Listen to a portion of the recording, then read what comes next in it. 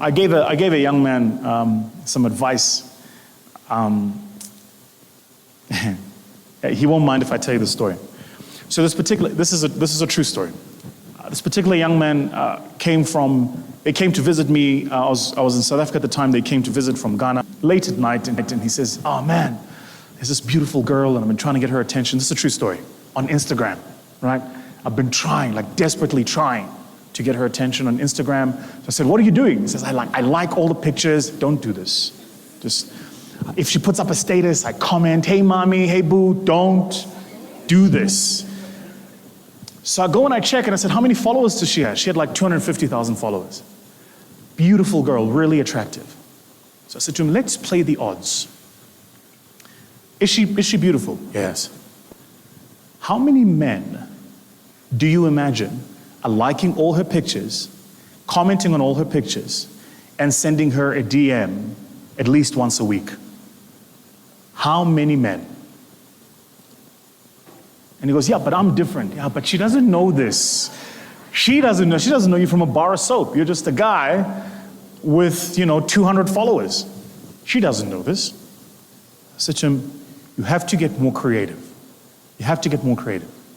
"What do I do?" I said, "Here's what you do. Send her a message and say to her," this is really smart. I said to him, "Send her a message and ask the question, 'Where should I send it?' And then leave it." That's the message. Not hi, not how do you do. Just, "Where should I send it?" Question mark. Leave it. Hands up in the room, if somebody sent you that message, you'd go, "Send what?" Is that right? Because that's not what you're expecting. Send her a message and say, "Where should I send it?" So he sends the message. Where should I send it? It's funny how the world works. We're literally sitting that evening, and this is exactly what happens. About 35 minutes later, bing, she replies. "Send what?" Next message, "Sorry, who are you?" So I said, ignore the second question. Reply to the first one. And on IG, you can do that thing where you reply to a specific message. So I said to him, reply and say the following. Tell her, say the following. Say, "Just GPS me your address so I can send it." And he does. And I said exactly these words. Don't say, "Hi," don't do this. Say, "Just GPS me your address so I can send it." So in her mind, she's thinking, the approach, the level of entitlement, this person must have something that I need. Like nobody who needs me goes, "Just give me something," right? He replies. Now the conversation starts. And she replies. She says, "Send what?" He says, and I told him, I said, reply the following. Say, "My heart, because you stole it a year ago." Boom.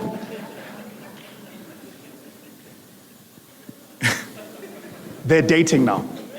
See? So there is a technique, there is an approach, but you have to be deliberate about these things. Whether you are looking for an investor from which to raise money, you're looking for key talent that you want to bring into your business, and you can't afford this person. You know that what they're earning in corporate is 3 times what you're paying yourself as the founder of the business.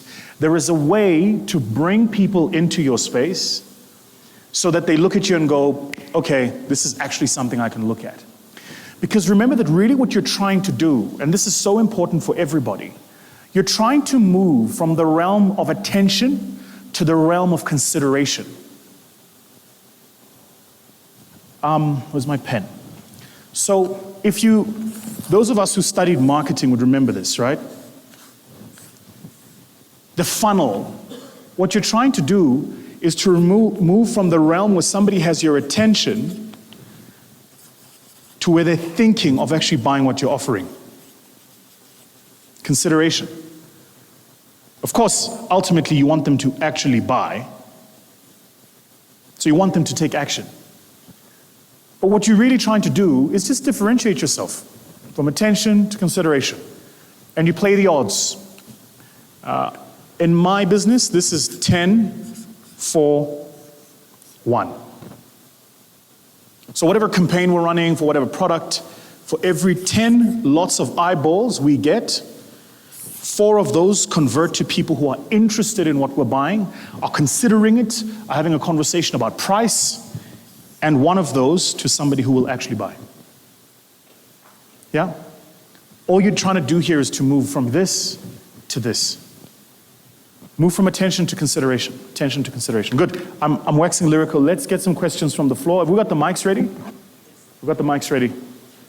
Let's get some questions from the floor. Any questions?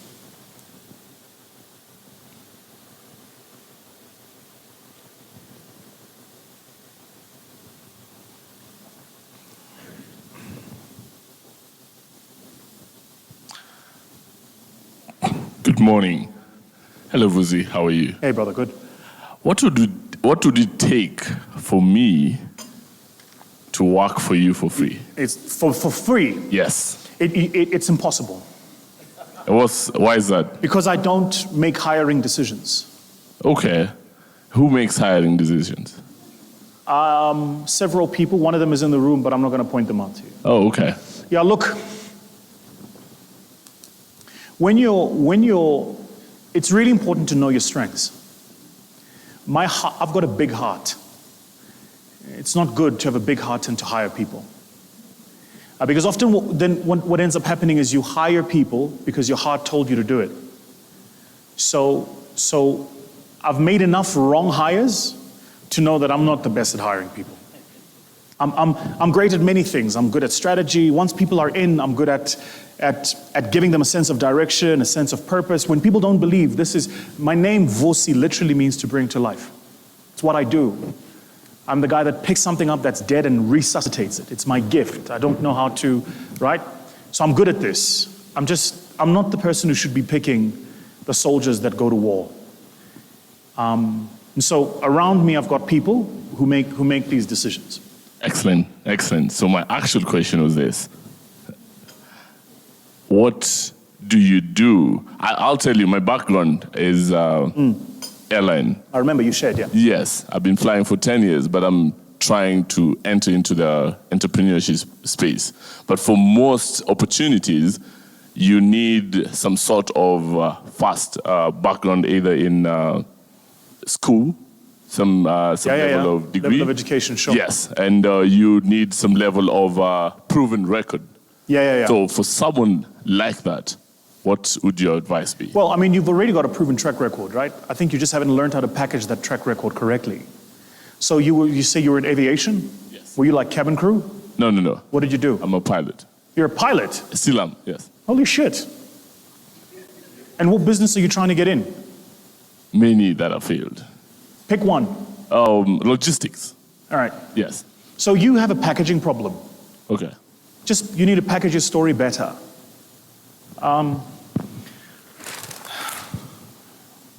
It works like this always, right?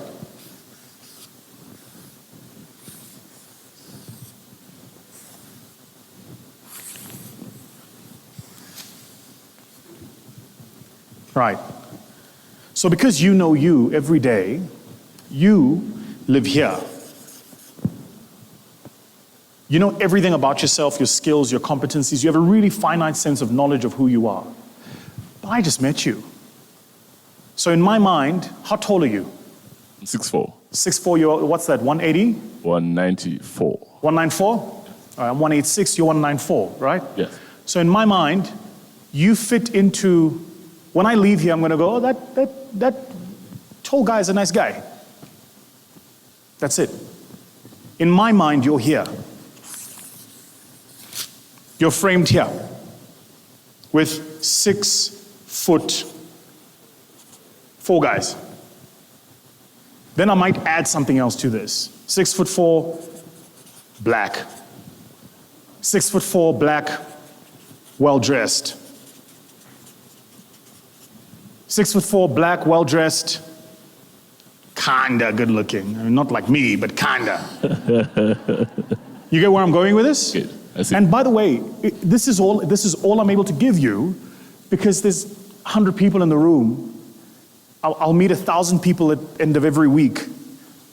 So my brain, for me to function, has to put you in a big box of aggregates.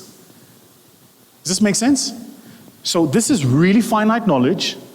This is aggregates.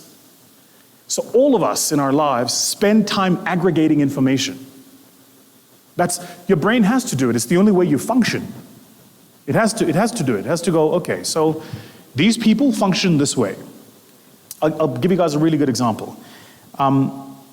In my industry of public speaking, right, people will often say public speaking are charlatans. Often. You know why? Because they've encountered too many charlatans who use public speaking. So when I come into the industry, I immediately fit into the tall, well-dressed, well-spoken guy. This looks like the template of a charlatan. Does that make sense? It's just an aggregate. It's not personal. They don't know me. It's an aggregation. My job is to move them from the aggregation into the area of specific knowledge of me and who I am and what I bring to the table that's different from everybody else.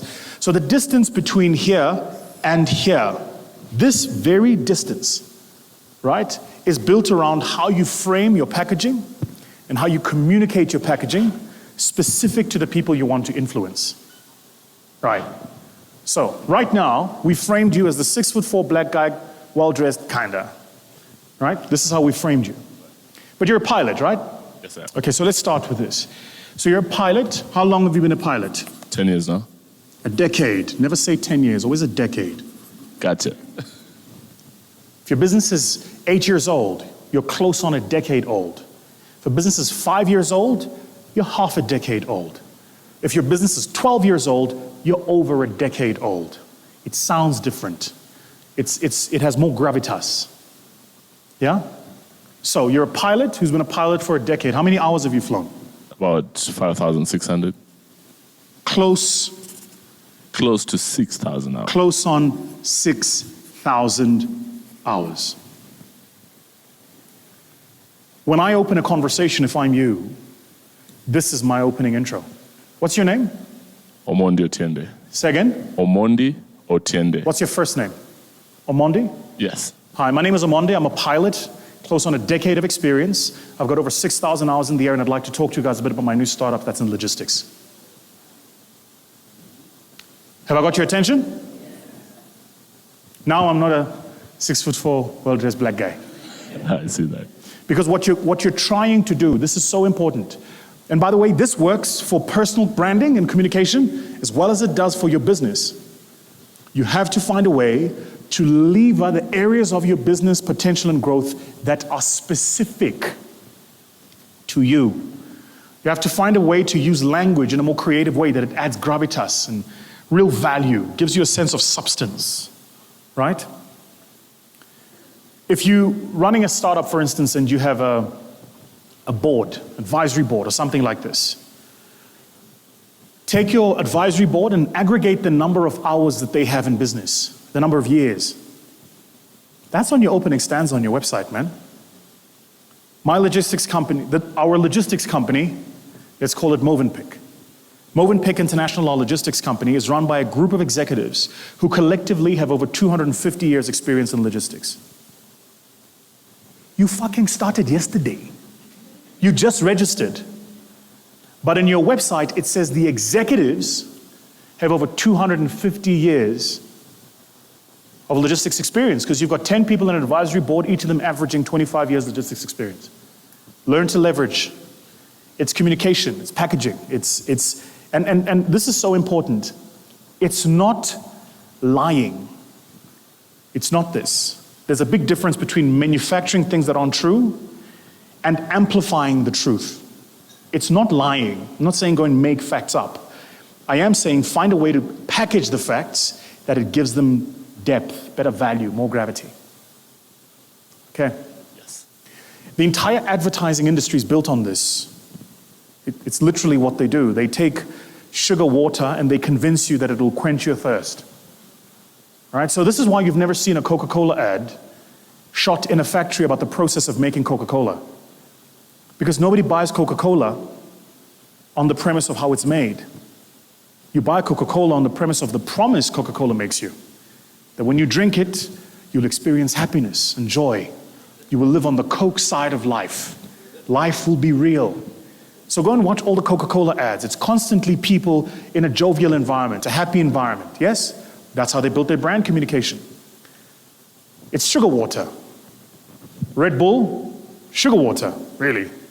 With a lot of zing in it, but sugar water. So how does Red Bull do their packaging? Adventure. That's what Red Bull is. It's like that spirit of adventure. So if you watch a Red Bull ad, why do they sponsor the Formula One and people jumping off mountains? Because what they're saying to you is we're not just something liquid that when you drink it, you're going to have energy. The promise is different. So you have to figure out a way to package yourself differently.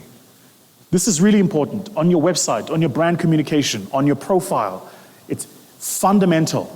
Leverage the aspects of who you are that are a differentiator, and then you amplify those things. Amplify them, okay? Excellent, thank you. Cool. My name is Farhia Jama. I'm on your left. So I have two questions for you. One, on Wednesday you mentioned about scaling too fast as a business. So if you're a startup in your early stages and you feel like you're scaling too fast, what are the lessons that you can give to us so that we are aware of what not to do so that will lead us to fail into the business? And my second question is... Let's deal with the first one first. Okay. So you can and often people do scale too fast. The problem is scaling too fast is... when you're on the road, right, the traffic authorities put up a sign that tells you the speed you should be driving at, right? Yeah. It's called a road limit, a speed limit. And so on a particular road, there is a speed limit. What's the speed limit based on? It's based on the quality of the road, the volume of traffic on that road, and what they estimate is the safest speed for you to drive to have the least amount of incidences. Now, having been in Nairobi traffic, I don't want to comment. I don't want to be a bad guest. But you get the point, right? So your question, what you're basically asking me is the following. How do I know when I'm going faster than the speed limit? Yeah. And the answer is, it depends on who's driving. If I take a long stretch of road, that's 1 kilometer long. And half a kilometer into the long stretch of road, it takes a 45-degree bend, all the way until the road bends to go the opposite direction in another long stretch of road. And I tell you, drive as fast as you can down this piece of road, so that when you get to the beginning of the bend, you take that corner as fast as you're capable of. Then I take Lewis Hamilton, and I tell him to do the same. I promise you, when you get to the corner, you're going to be doing very different speeds, even if I gave you the same car. Because the ability to take the corner is a reflection of the driver. Yeah, it's got a lot to do with the mechanics of the car, of course, but it's a reflection of the driver. In fact, it's more probable that you won't even drive the same car Lewis Hamilton will.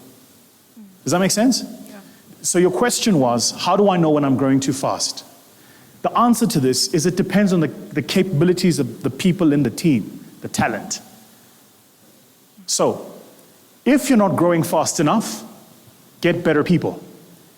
If you're growing too fast, get better people. Hello, family. The VT Masterclass has now reached over 5 million unique entrepreneurs all across the world. If you'd like to book me for one, make sure that you hit the link below. Cheers.